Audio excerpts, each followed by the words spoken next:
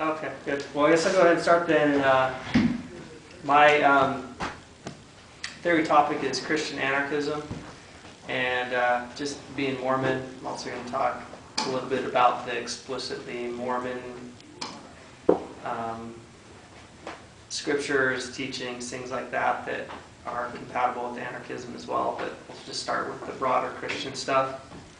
So, just to give a couple definitions, one, you could say that Christian anarchism is a belief that there is only one source of authority to which Christians are ultimately answerable, the authority of God as embodied in the teachings of Jesus.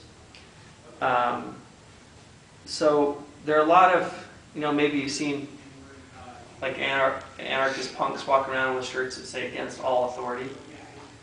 And for Christian anarchists, it's different. It's like we consider God our authority, and that the authority or the obligation to obey God trumps obeying worldly authorities, like especially governments and obviously the boss, capitalists, things like that.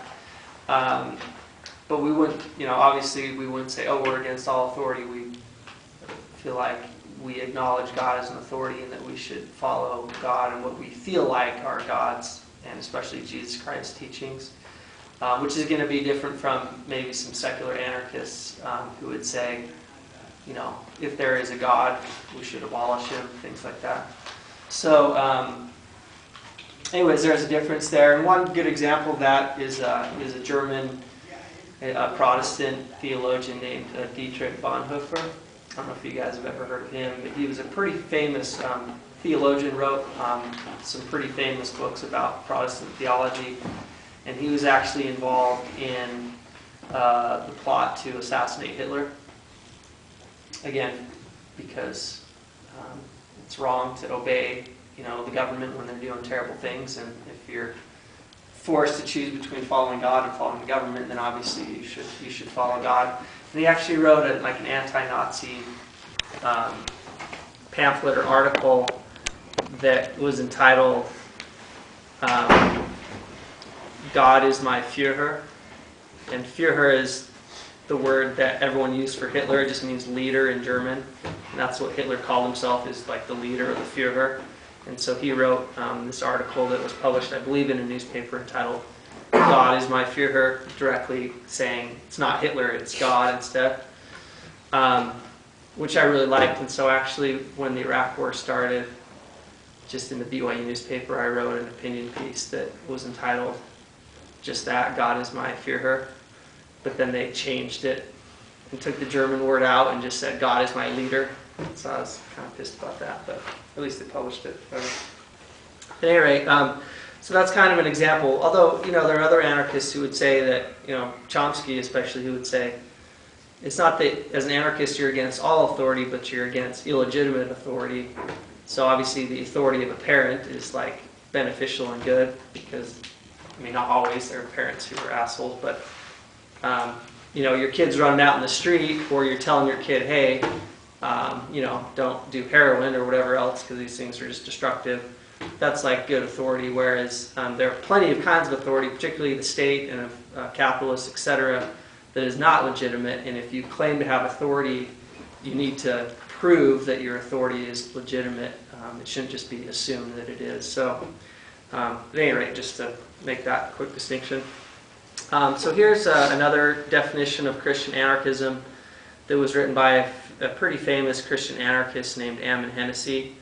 And he was famous because he was part of the Catholic worker movement, which is kind of the most famous Christian anarchist movement, I guess, at least here in the United States. And Ammon Hennessy was a pretty interesting guy. He was an atheist and a Marxist.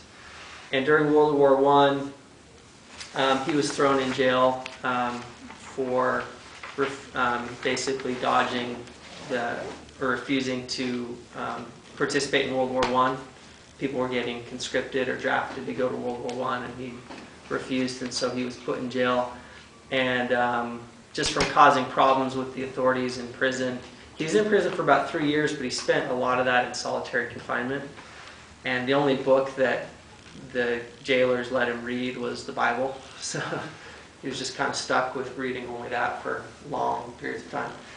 And so during that time, he converted to Christianity. He became a Christian and a Christian anarchist, and then did a lot of stuff throughout his life. But I mentioned him because he actually lived in Utah for a period of time. He started the Joe Hill House, which was a Catholic worker house of hospitality where they'd like feed poor people and help homeless people and things like that. And anyways, it was just here in Salt Lake. And so if you read his autobiography, which is called The Book of Ammon, he talks a lot about Salt Lake. And so he's kind of one figure that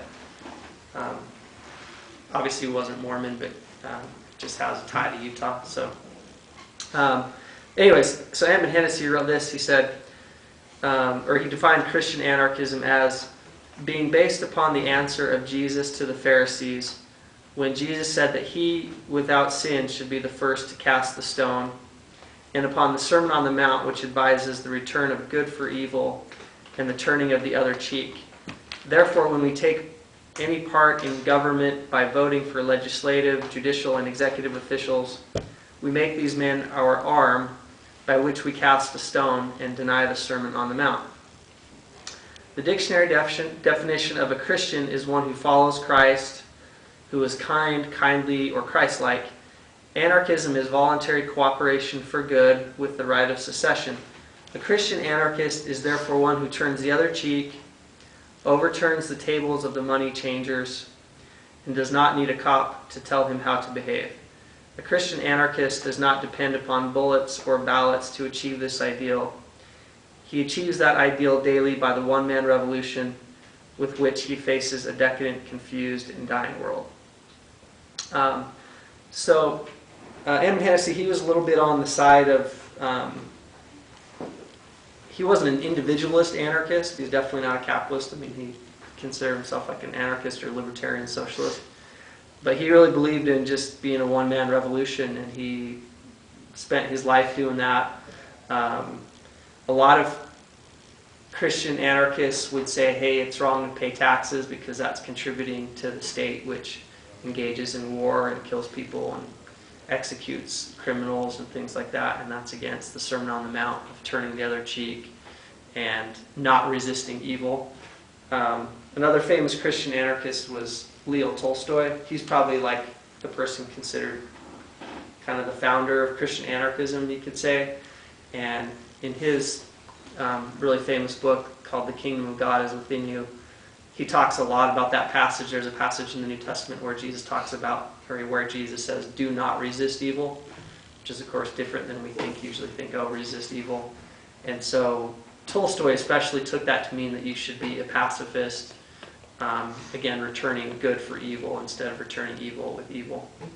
Not all Christian anarchists would be complete pacifists, but it does seem to be pretty prominent. Like most Christian anarchists you would come across are probably going to be pacifists. That's definitely more so than amongst, I guess, secular anarchists, I would say. Let's see here. So again, a big part of it is tax resistance, either not paying taxes and making the state come and forcibly take them from you, or trying to avoid paying or earning enough money where you can live where you just don't have to pay taxes. So just living in poverty basically voluntarily.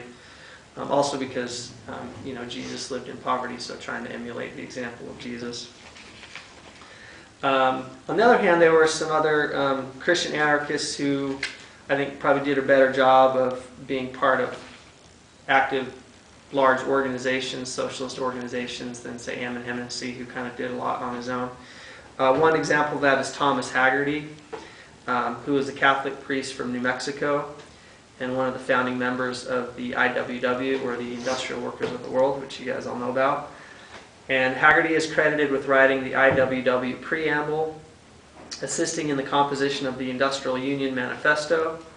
He was ordained in 1892 as a priest, but his formal association with the Catholic Church ended when he was suspended by his archbishop for urging miners in Colorado to revolt during his tour of mining camps in 1903.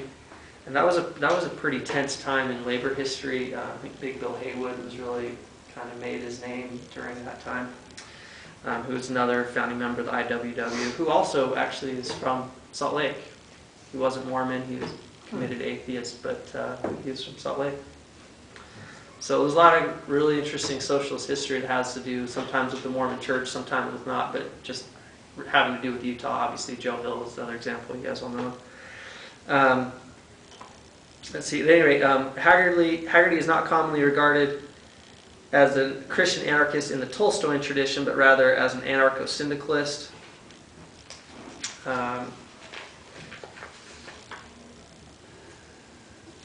Although, again, other Christian anarchists like Dorothy Day and Ammon Hennessy were members of the IWW as well, so it's not like they were like opposed to the IWW or anything.